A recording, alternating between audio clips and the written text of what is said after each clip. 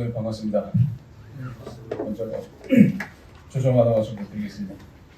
오늘 회사에 좀 급한 일들이 많아가지고 처리하느라 좀 늦게 출발했는데 좀 늦었습니다. 간증하기 전에 먼저 말씀 몇 구절 읽고 같이 시작하도록 하겠습니다. 마태복음 15장 19절 말씀입니다.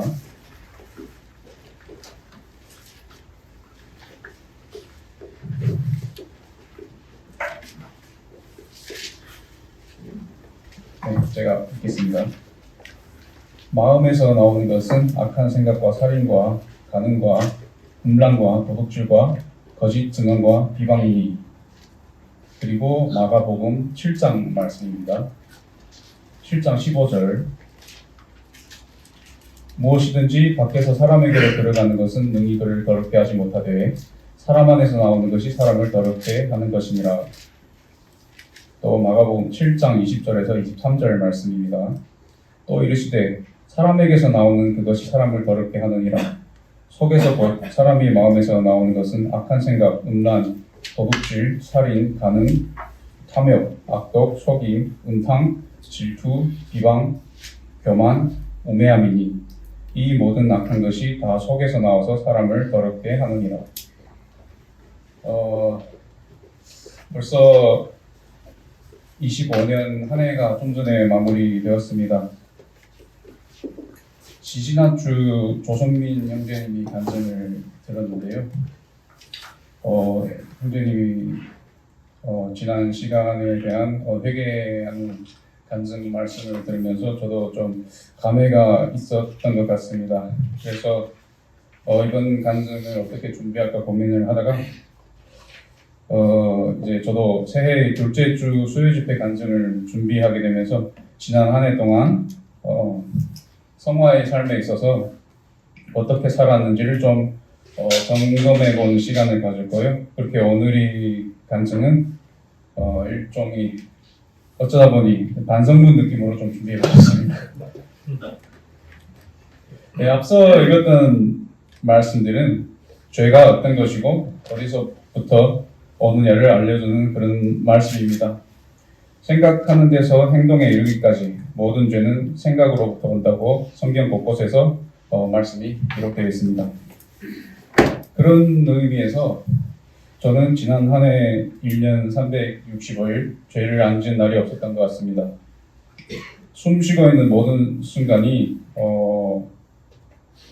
심지어 잠에서도 꿈결에서도 죄 짓는 모습을 볼 때도 있고 또 거기에 대해서 또 괴로움이 있었던 또 그런 기억도 있습니다. 어떤 의도치 않은 상황이 발생했을 때 짜증내지 말아야 하자면서도 이미 짜증내고 있을 때가 많고요. 또 누구에게 불만을 가졌을 때 머릿속에는 뭐 그럴 수도 있지 하면서 표정은 이미 썩어 있더라고요. 네. 그리고 부끄럽지만 이것도 솔직하게 고백하자면 웹서핑이나 SNS 하면서 가끔 이제 야한 것들이 튀어나올 때가 있습니다. 머릿속은 그걸 거부하고 있는데 손가락은 어느덧 그것도 클릭하고 있을 때가 있습니다. 하나님 앞에서 저희 죄를 A4 용지에 글씨 크기 10포인트로 쭉 적으라고 하신다면은 그 길이가 아마 지구 한 바퀴로 돌고도 남았을 것 같습니다. 저는 한때 고도 비만이었습니다. 그래서 다이어트도 성공했었고 거기에 이어 지금까지 헬스를 한 14년 동안 꾸준히 해왔습니다. 그런 면에서 나름 마음먹은 분야에서 마인드 컨트롤과 의지가 강하다고 생각했습니다. 그러나 죄를 이기기에는 전혀 그렇지가 않습니다. 죄라는 것이 바위라면 나의 의지는 계란에 불과하구나 라는 것을 자주 느끼게 됩니다. 그렇게 부딪히고 깨지면서도 하나님께는 감사했습니다. 내가 이런 사람인데도 내가 이렇게 못났음에도 하나님께서 예수 그리스도를 통해 내 죄를 눈 감아 주셨다는 그 사실을 붙잡고 믿으면서 감사가 되었습니다. 그렇지만 우리는 죄를 미워해야 하고 끊임없이 회개해야 하고 성화의 삶을 살아가야 합니다. 그럼 어떻게 해야 남은 인생 성화의 삶을 지혜롭게 살아가는지에 대해서 두 가지를 고민해보고 정리했던 내용을 말씀드리도록 하겠습니다. 먼저 자신이 믿음의 분량을 아는 것입니다. 나의 믿음의 연약함을 알고 주님께 구하는 것입니다. 죄라는 것은 절대 사람의 지혜와 의지로 이겨낼 수 없는 것입니다. 행여 성령님께 의지하지 않고 죄와 마주했던 저희 지난 경험들이 그것이 얼마나 교만했고 또 어리석었음을 경각하게 됩니다. 욥기를 다들 읽으셨을 텐데요.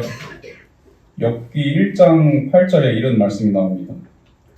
여호와께서 사탄에게 이르시되 내가 내 종 욥을 주의하여 보았느냐 그와 같이 온전하고 정직하여 하나님을 경외하며 악에서 떠난 자는 세상에 없느니라.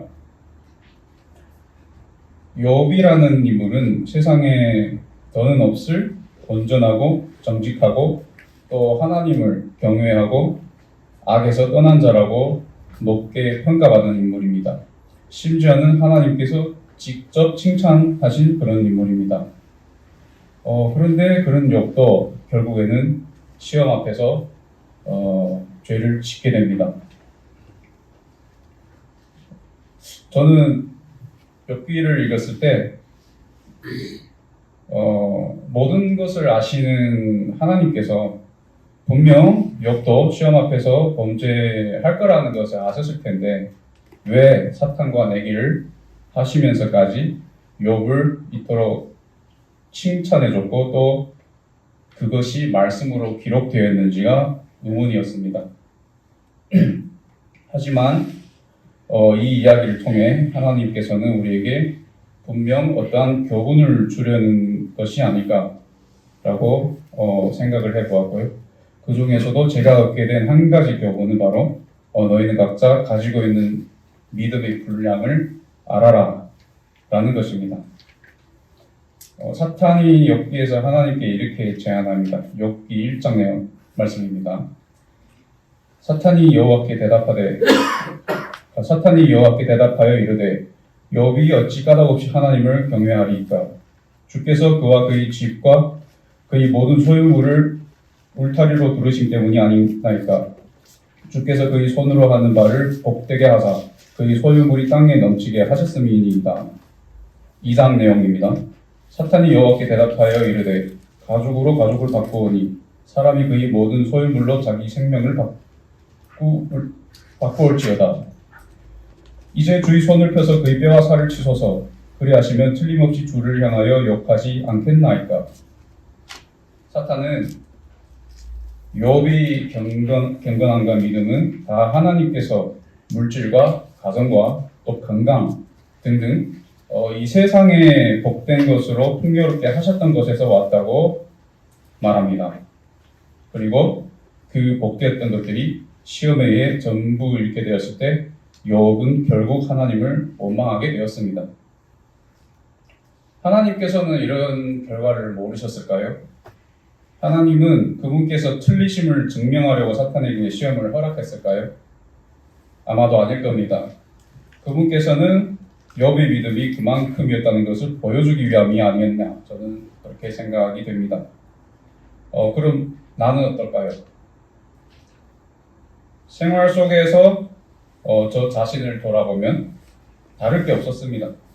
일이 좀 잘 되면 기분이 좋고 기분 좋으면 감사하게 되고 일이 계획대로 안 되면 기분 나쁘고 또 기분 나쁘면 마음의 감사함이 사라지고 이러한 모습들을 떠올리면서 나의 믿음의 분량이 고작 그것밖에 안 되는구나 그런 생각을 말씀을 통해 깨닫고 반성하게 됩니다. 마태복음 6장 33절 말씀입니다. 너희는 먼저 그의 나라와 그의 의를 구하라. 그리하면 이 모든 것을 너희에게 더하시리라. 하나님을 믿는다면서 제가 구하는 것들은 대부분 이 세상에서 복된 것들이었습니다. 또 에베소서 2장 8절 9절 말씀 읽어드리겠습니다. 너희가 그 은혜에 의하여 믿음으로 말미암아 구원을 받았나니 이것은 너희에게서 난 것이 아니요 하나님이 선물이라 행위에서 난 것이 아니니 이는 누구든지 자랑하지 못하게 함이라. 우리 이 믿음마저도 하나님께서 받은 것입니다. 또 누가복음 17장 5절 말씀입니다. 사도들이 주께 여짜되 우리에게 믿음을 더하소서 하니 사도들조차 믿음은 스스로 만들어내는 것이 아니라 하나님께서 구하는 것임을 보여주는 그런 말씀입니다. 그리스도인으로서 많은 것들을 짊어지고 견뎌내기에는 믿음 없이는 할 수 없는 것이고 또 큰 것을 거기에 더 큰 것을 짊어지고 견디기에는 더 큰 믿음을 주님께 기도를 통해 구해야겠다고 생각을 해보았습니다. 기도를 통해 끊임없이 성령님을 마음속에 모시는 그런 훈련이 필요하겠다고 느껴졌습니다. 두 번째는 초점의 전환입니다. 잠언 4장 말씀 같이 한번 보시겠습니다.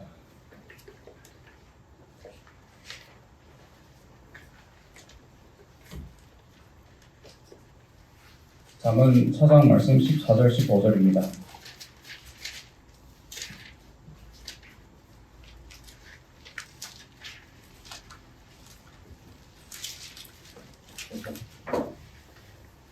네, 사악한 자의 길에 들어가지 말며 악인이 길로 다니지 말지어다. 그의 길을 피하고 지나가지 말지며 돌이켜 떠나갈지어다. 하나님께서는 우리에게 죄와 맞서지 말고 피하라고 하십니다. 이 육신은 죄와 싸워서 이길 수가 없기 때문에 피해가라 하시는 겁니다.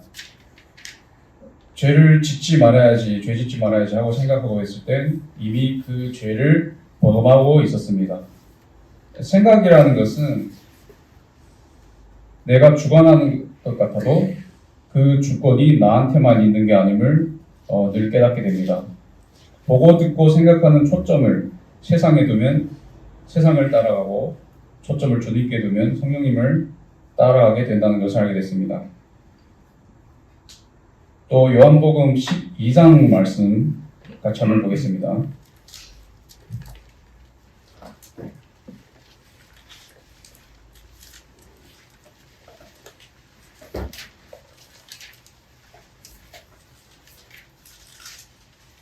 요한복음 12장 3절에서 6절 말씀 읽어드리겠습니다. 마리아는 지극히 비싼 향유 곧 순전한 나들 한 근을 가져다가 예수의 발에 붓고 자기 머리털로 그의 발에 닦으니 향유 냄새가 집에 가득하더라. 제자 중 하나로서 예수를 잡아줄 가룟 유다가 말하되 이 향유를 어찌하여 300데나리온에 팔아 가난한 자들에게 주지 아니하였느냐 하니 이렇게 말함은 가난한 자들을 생각함이 아니요 그는 도둑이라 동괴를 맞고 거기 넣는 것을 훔쳐감이로라. 예수님이 12제자 중 하나인 유다가 어떤 사람이라고 나오죠? 동괴를 맞고 있는 도둑이라고 밝혀집니다.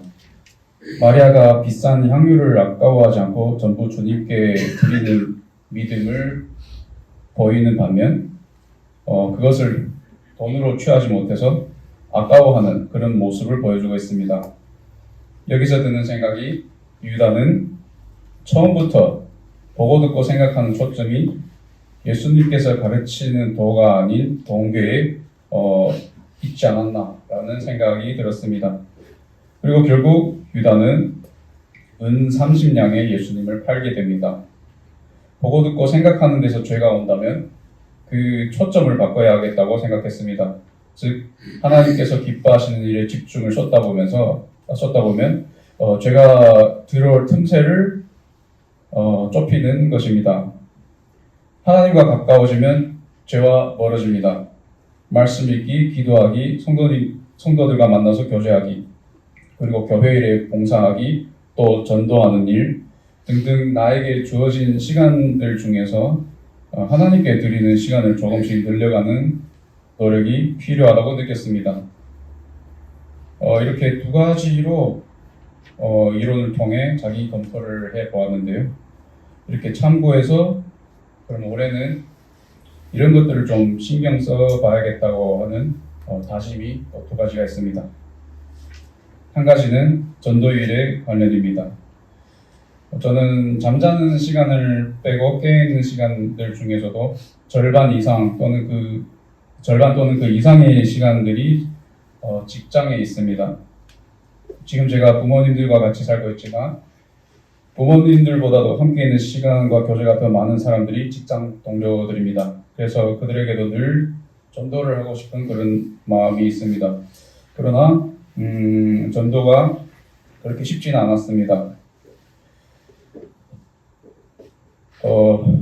얼마 전에 회사에 입사한 지 얼마 안 된 친구가 있는데요.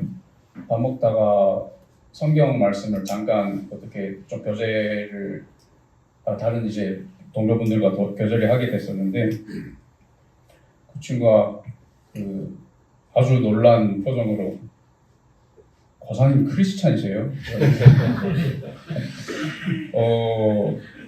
그냥 질문이었으면 그냥 넘기겠는데 너무 놀래해서 이게 왜 놀랄지 라는 그런 생각을 했습니다.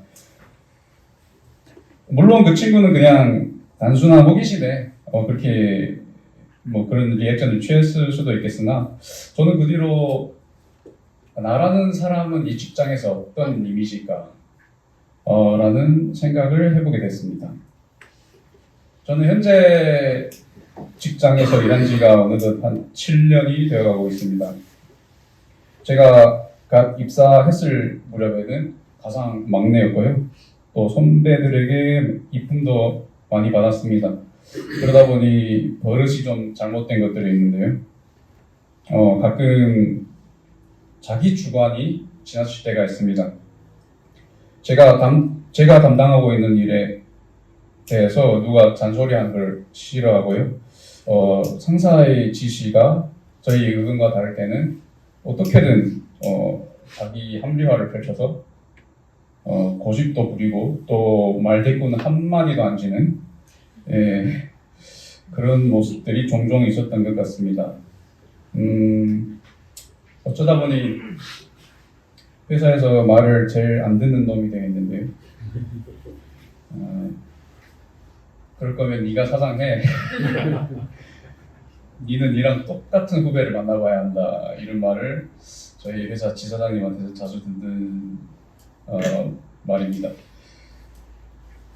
회사라는 곳은 규칙과 질서가 필요한 곳입니다. 이 부분은 교회하고도 같다고 생각합니다. 교회에서는 질서와 순종을 외치면서 정작 회사 가서는 질서를 파괴하는 자가 되어가는 것이 아닐까 하는 생각이 들었고요.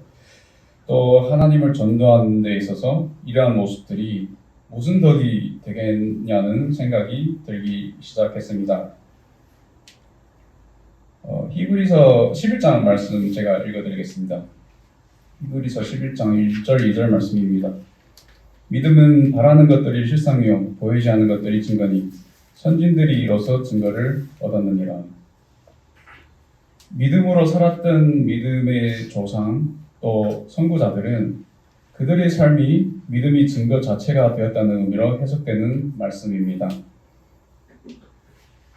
우리는 시몬 베드로가 로마 병사들이 무서워서 예수님을 3번이나 부인했지만 그랬던 겁쟁이가 갑자기 목숨 걸고 예수님을 전도하는 모습에서 예수님이 부활이 사실이었다는 것을 알게 될 수 있었고요. 또 교회를 탄압하던 그런 사람이 예수님을 증거하는 사도가 되어 결국에는 로마 감옥에서 순교한 사도 바울의 믿음에서도 주님을 알 수 있게 되었습니다. 뿐만 아니라 예수님을 증거하면 목숨을 내놓아야 했던 시대에서 결국 죽음을 맞이하게 된 많은 사도들이 보여주는 그런 믿음을 통해서도 우리가 주님을 알 수 있게 되었습니다. 누구에게 복음을 전도하기 위해서는 믿음 있는 자로서의 모습을 먼저 보여줘야 하는 것이 매우 중요하겠다고 느끼게 되었습니다. 그래서 올해부터는 직장에서 이미지 관리를 좀 하겠다고 마음먹었습니다. 네, 일하면서 짜증내지 않기, 네, 상사의 조언이나 지시에 토달지 않기, 회사의 모든 규칙을 가장 먼저 지키기, 또 후배들에게 잘해주기, 네, 등등. 제가 평소에 후배들을 괴롭히지는 않습니다. 오해하지 마시고요. 네. 또 한 가지는 모임 일에 힘쓰는 것입니다. 이건 이미 시작하고 있는 일인데요. 몇몇 형제들이 주중에 온라인 줌으로 모여서 성경 읽기를 하게 됐습니다. 두세 사람이 내 이름으로 모인 곳에는 나도 그들 중에 있느니라. 조성빈 형제님의 제안으로 하루 30분만이라도 모여서 같이 성경을 읽자. 하루에 단 30분만이라도 오롯이 하나님께 드리는 시간을 갖자라는 것을 취지로 먼저는 성민 형제님과 문상철 형제 두 형제가 하고 있던 와중 제가 약 2달 전부터 합류하게 됐습니다. 평일이라서 만나서 하기에는 어려움이 많아서 온라인으로라도 카메라를 통해 얼굴을 맞대고 있습니다. 처음엔 아침에 통독하기로 했고 6시 40분에 줌 회의실에 모여서 7시 10분까지 말씀을 읽고 각자 출근 준비하고 그렇게 시작했습니다. 보통 저는 이제 7시 10분에 기상을 해서 7시 50분에 질문을 나섰는데요.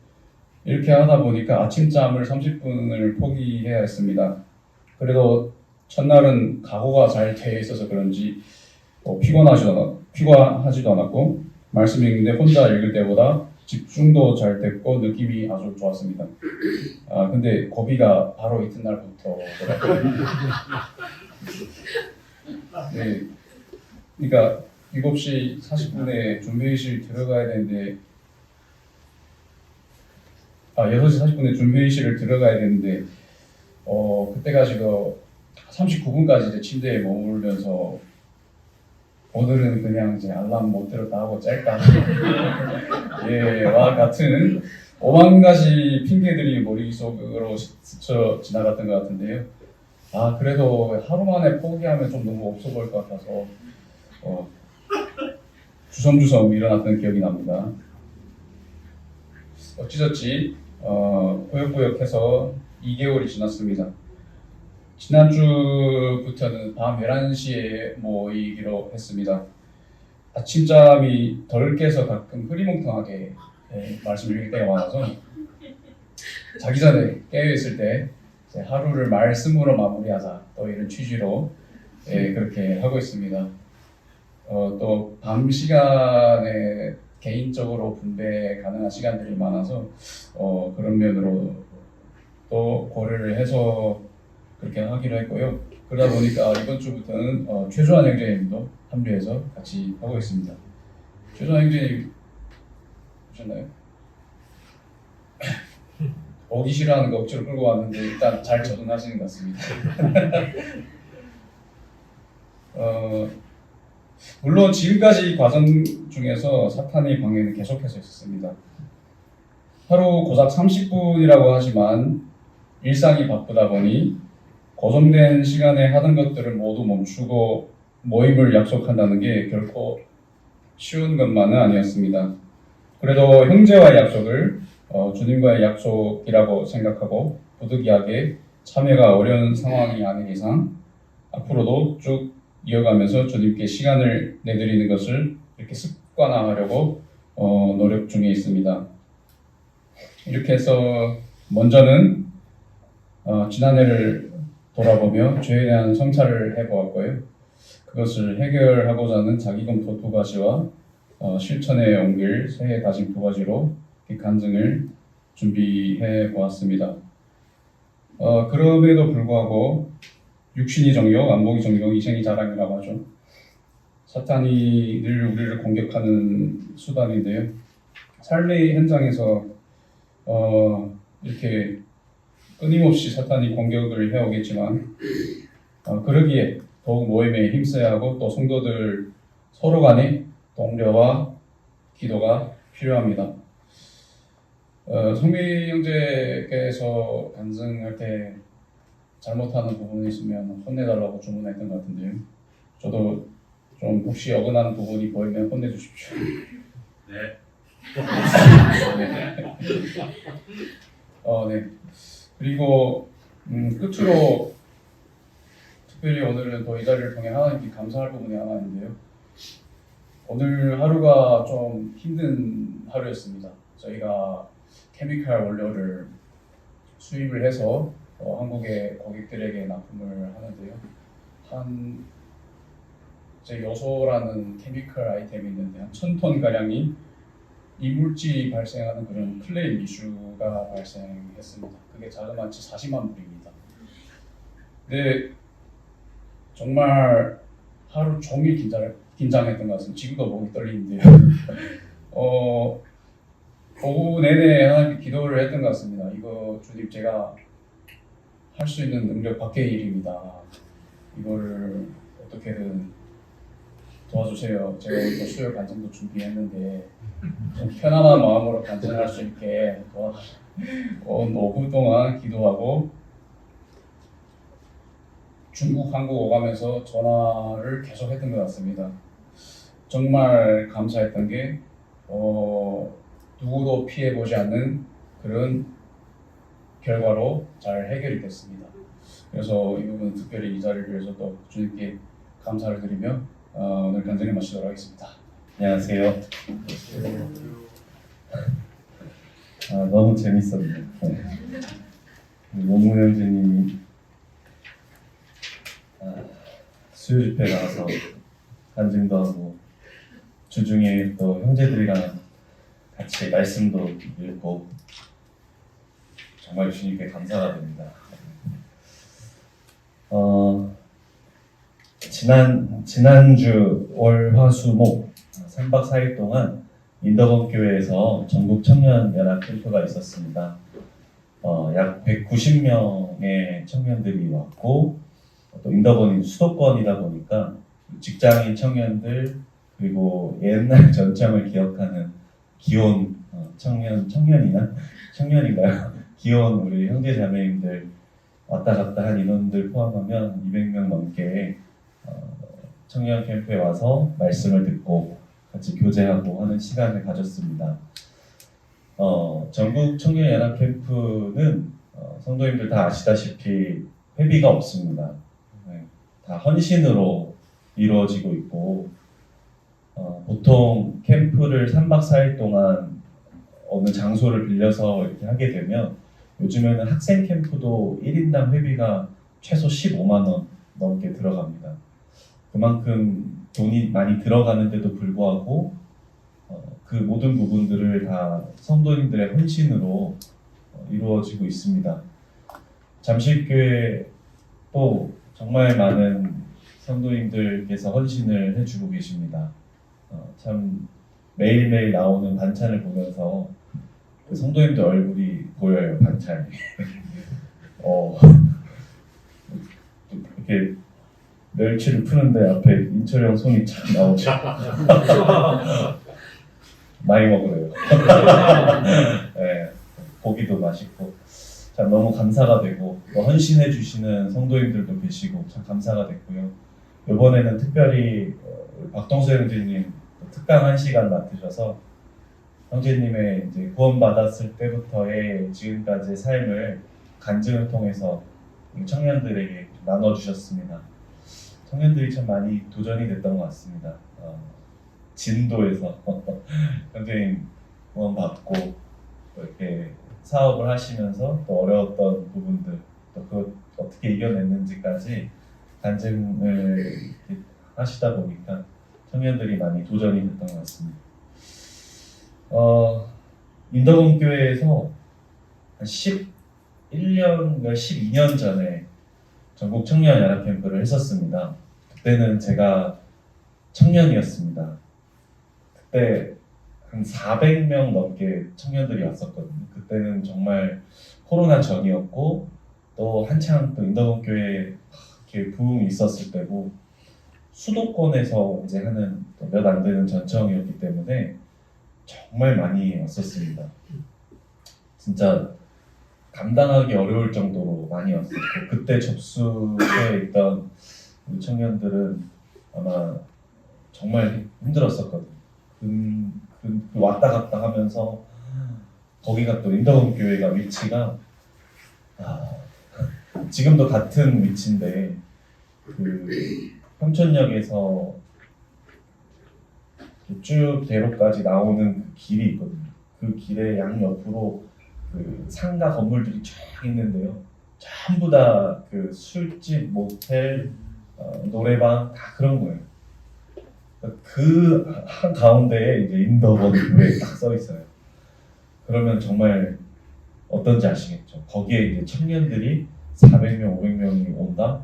와, 정말 진짜 아수라장이었었습니다. 그때를 기억하고 갔는데 같은 곳에 있어요. 교회 아직도. 참 대단하더라고요. 거기서 10몇 년을 거기 진짜 밤에 잠깐 그 치킨 먹으러 나왔는데 그 한 50m도 안 되는 거리를 다니는데 그 명함을 몇 개를 받았는지 몰라요. 아시죠? 그 버려지는 그 명함들. 그럴 정도로 그 정말 힘든 동네인데 소돔과 고모라 같은 그런 동네에서 아직도 정말 빛을 발하는 그런 교회입니다. 대단하더라고요.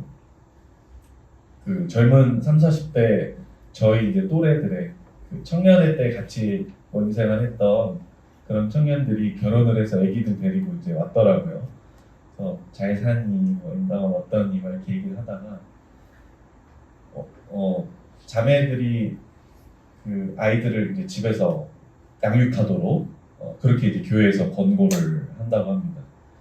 형제들이 회사 일을 하고 모임 빠지지 않고 주말은 온전히 다 주님께 드리고 좀 그런 것들이 교회적으로 잘 이루어져 있고 또 그렇게 가르치더라고요.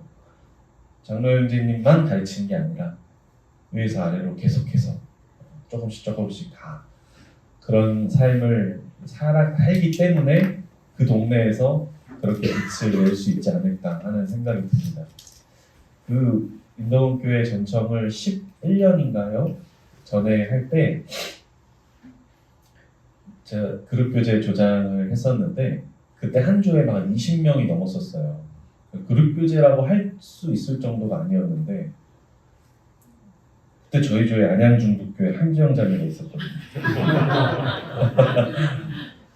이 얘기를 청년들 앞에서 살짝 흘렸더니 애들이 눈 졸다가 눈이 크게 떠지더라고요. 근데 자매를 그때 못 봤어요. 왜냐면 직장인 출퇴근하는 자매였어서 그룹 교재에 넣어놨지만 한 번도 그룹 교재를 했던 적이 없습니다. 그때 봤으면 네. 일찍 만났겠죠? 네. 그 인덕원교회 이번에 또 다녀오면서 어떤 생각이 제일 많이 들었냐면 노아의 때라는 단어가 가장 많이 생각이 났었습니다. 그 창세기 6장에 보면 같이 보실까요? 시간이 안 나는데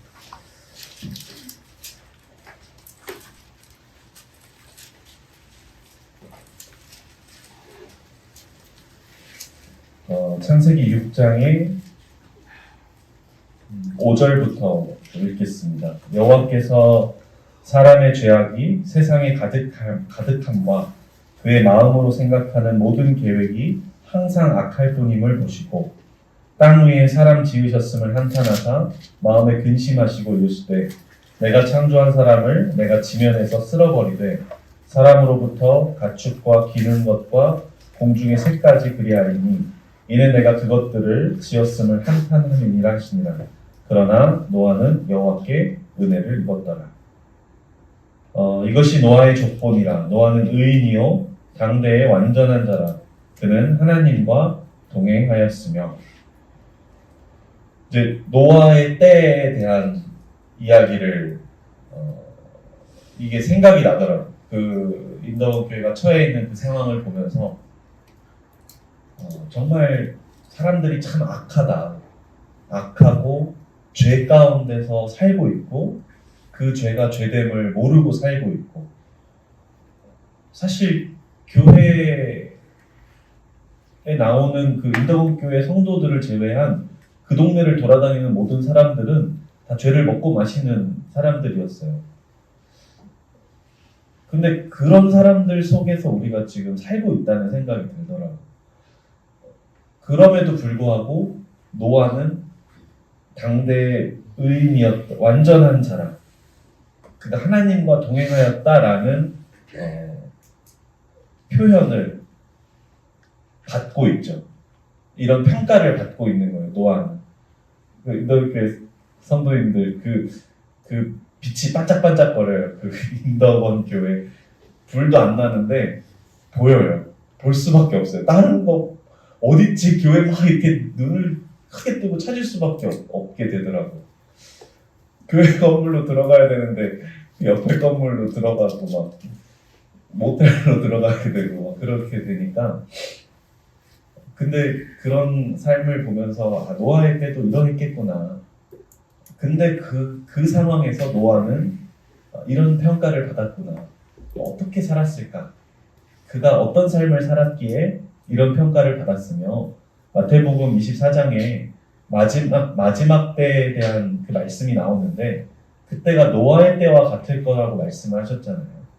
지금 우리가 살고 있는 이 마지막 때가 정말 그 노아의 때와 같다면 하나님 보시기에 나는 어떤 평가를 받겠는가? 내 삶은 어떠한가? 이런 생각을 하게 됐습니다. 6장 그 9절 이하로 쭉 읽다 보면 이런 표현이 나옵니다.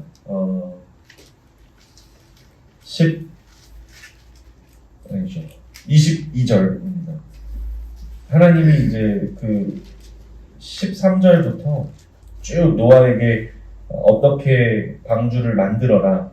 그리고 어떻게 그 생물들을 암수 한 쌍씩 이끌어들여라. 이런 것들을 다 명령을 하세요. 그리고 22절에 노아가 그와 같이 하여 하나님이 자기에게 명하신 대로 다 준행하였더라. 노아의 삶의 특징은 하나님이 자기에게 말씀하신 대로 하는 삶. 그게 1번이었던 것 같습니다. 어떤 세상의 눈치도 보지 않고 나의 생각이 어떠한지를 먼저 생각하지 않고 내 아내가 무슨 생각을 하는지 묻지 않고 나의 아이들이 어떤 생각을 하는지 묻지 않고 생각하지 않고 하나님이 자기에게 명하신 대로 그 명령이 정말 한심하고 그 전까지 한 번도 없었던 홍수를 예비하는 일이었을지라도 그 말씀대로 행했다는 거죠. 그런 삶을 살고 있었구나 노아는. 그리고 다시 앞으로 돌아가서 당대의 의인이었더라, 완전한 자였더라 라는 그 평가가 그냥 나온 게 아닌 것 같은 거예요.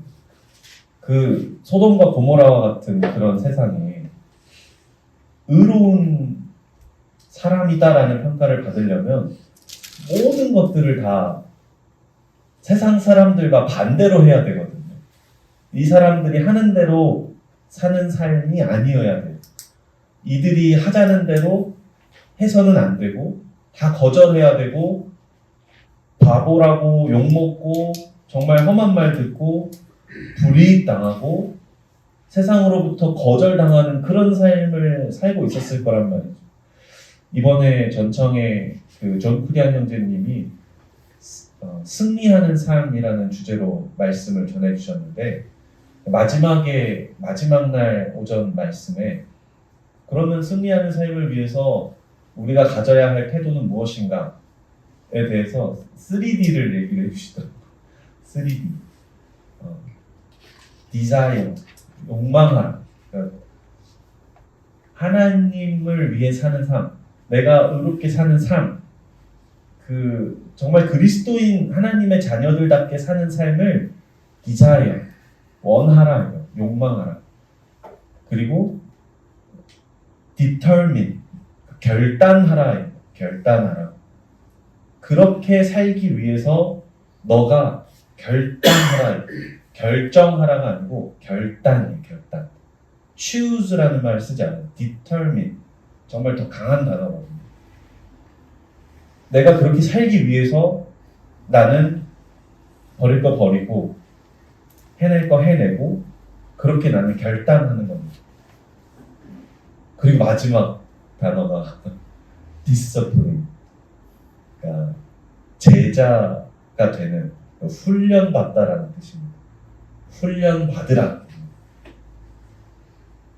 그 어떤 형제가 사회를 보러 올라가서 이렇게 얘기를 하더라고요. 우리가 이거 다 안다. desire, determine, discipline 다 아는데 다들 이 desire에만 멈춰 있는 것 같다. 여기서 determine이 안 되고 결단이 안 되고 욕망만 하고 있고 결단이 안 되고 더 나아가서 훈련 받으려고 하지 않는다. 그런 삶이 지금 마지막 때에 예수님이 주님이 책망하셨던 라오디게아 교회의 모습과 같지 않은가 그런 생각을 하게 됩니다. 마태복음 24장에 이 마지막 그 노아의 때에 대한 이야기가 나옵니다. 37절입니다. 마태복음 24장 37절입니다. 노아의 때와 같이 인자의 임함도 들어가리라. 홍수 전에 노아가 방주에 들어가던 날까지 사람들이 먹고 마시고 장가들고 시집가고 있으면서 홍수가 나서 그들을 다 멸하기까지 깨닫지 못하였으니 인자의 임함도 이와 같으리라.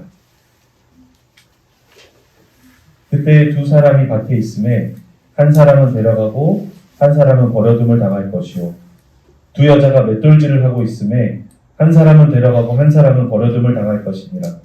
그러므로 깨어 있으라. 어느 날에 너희 주가 임하는지 너희가 알지 못함이라. 너희도 아는 바니 만일 집주인이 도둑이 어느 시간에 올 줄 알고 있었다면 깨어 있어 그 집을 뚫지 못하게 하였으리라. 이러므로 너희도 준비하고 있으라. 생각지 않을 때에 인자가 오리라. 노아의 때와 같은 이 마지막 때를 우리가 살아감에 있어서 하나님께서 우리에게 어떤 말씀을 하시는지는 적어도 들어야 되지 않겠는가 하는 생각이 있습니다. 노아의 때는 마치 홍수 전에 노아가 방주에 들어가던 날까지 사람들이 먹고 마시고 장가들고 시집갔다 라는 표현이 나옵니다. 지금 똑같더라고요. 네. 코로나가 언제였는지 모를 정도로 벌써 다 회복이 됐죠. 코로나 때 가장 많이 타격을 본 곳이 결혼식장이었습니다. 강남의 그 수많은 결혼식장들이 문을 다 닫았었어요. 코로나가 회복되고 나서 가장 먼저 예약이 빨리 찬 곳도 결혼식장이었습니다. 많이 없어졌으니까 근데 미뤄둔 결혼은 해야겠고 그래서 결혼식장이 또 새롭게 우후죽순 또 생겨났습니다. 먹고 마시고 장가들고 그냥 다 남들 하는 거 다 하면서 그렇게 살아갑니다. 마지막 때 우리가 그렇게 살지 말라는 건 아니고 어쩔 수 없이 세상 가운데서 우리가 살아가기 때문에 해야 되는 일들이 있고 또 하게 되는 일들이 있습니다. 다만 하나님께서 우리에게 말씀하시는 것은 그러므로 깨어 있으라. 그리고 이러므로 너희도 준비하고 있으라. 언제 어떻게 하나님의 때가 임할지 노아의 시대의 그 홍수가 하루아침에 탁 나왔을 때 사람들이 준비되지 않은 자들은 다 죽었거든. 그러므로 너희도 깨어있고 준비하고 있으라 라는 그 말씀이 오늘날 사는 우리에게 가장 중요한 명령이 아닌가 생각을 합니다. 마치 그 인도원 교회를 갈 때 깨어있거나 준비되어 있지 않으면 쉽게 지나가기 어려운 것처럼 저희도 그렇게 마지막 때를 살아가야 되지 않을까 하는 생각이 듭니다. 마지막 말씀은 어떻게 저랑 통했나 봐요. 영문현재님이 히브리서 11장 말씀 마지막에 딱 결론 해놓고 왔는데 11장 1절 2절 믿음은 바라는 것들의 실상이요 보이지 않는 것들의 증거니 선진들이 이로써 그 증거를 얻었다라는 말씀입니다. 영어로 하면 faith is입니다. 믿음의 정의를 내리는데 그 다음 단어가 킹제임스 버전에 보면 substance, 어떤 물질이다.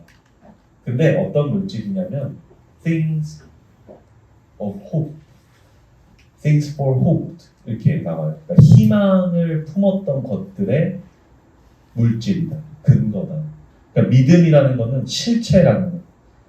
그 실체가 뭐냐? 아까 용명진 얘기한 대로 삶으로 보여지는 것이라는 거죠. 그래서 이 히브리서 11장 그 뒷부분에 13절부터 보면 그 앞선 믿음의 그 선배들의 삶을 쭈루루루 나열을 하면서 이런 표현을 써요. 이 사람들은 다 믿음을 따라 죽었으며 약속을 받지 못하였으되 그것들을 멀리서 보고 환영하며 또 땅에서는 외국인과 나그네임을 증언하였으니 그들이 이같이 말하는 것은 자기들이 본향 찾는 자임을 나타냅니다. 그들이 나온 바 본향을 생각하였더라면 돌아갈 기회가 있었으려니와 그들이 이제는 더 나은 본향을 사모하니 곧 하늘에 있는 것이다. 이러므로 하나님이 그들의 하나님이라 일컬음 받으심을 부끄러워하지 아니하시고 그들을 위하여 한 성을 예비하셨느니라. 믿음을 따라서 죽었다라는 것은 결국에는 믿음을 따라서 살았다라는 뜻입니다. 그 믿음을 삶으로 살아낸 사람들이 그 믿음의 근거가 되고 증거가 되는 거죠. 그들이 그 옛날 구약성경 시대에만 있던 것이 아니라 사도행전 시대에만 있는 것이 아니라 지금 동일한 하나님, 동일한 예수님, 동일한 성령님을 가지고 구원받은 그리스도인들, 하나님의 자녀들의 삶에도 똑같이 역사를 하고 있고 또 그렇게 믿음을 따라서 살고 있는 성도님들을 우리가 보고 있잖아요. 그들의 삶을 통해서 믿음을 보고 배우는 겁니다. 그리고 그 믿음을 우리가 따라서 살 때 하나님이 우리 하나님이라 일컬음을 부끄러워하지 않으신다는 사실입니다.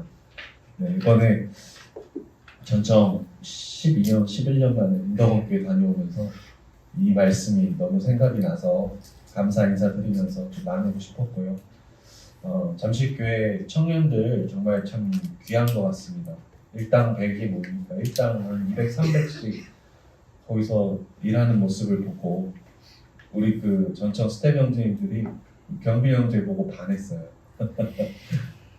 거기 앉아서 3박 4일 내내 그 순종하는 모습을 보고 반하고 우리 지은자매, 김자매 또 내일 모레 블레스 프로젝트 필리핀 단기 선교팀으로 가게 되는데